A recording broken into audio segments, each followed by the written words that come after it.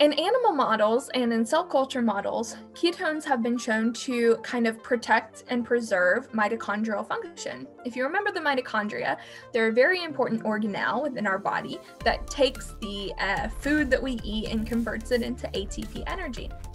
And it has been shown in animal models that mitochondria seem to function better when they're provided with ketones.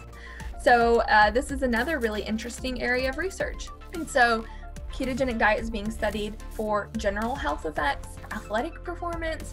So again, areas of active research right now, and this is really looking at primarily endogenous ketones coming from a ketogenic diet, but a very hot area of research. And it's been incredible to see the rapid progression of this field, such that there are human clinical trials ongoing that I've mentioned. So I'm anxious to see how these studies pan out, and I can't wait to find out, because of course this is just an incredible area of research.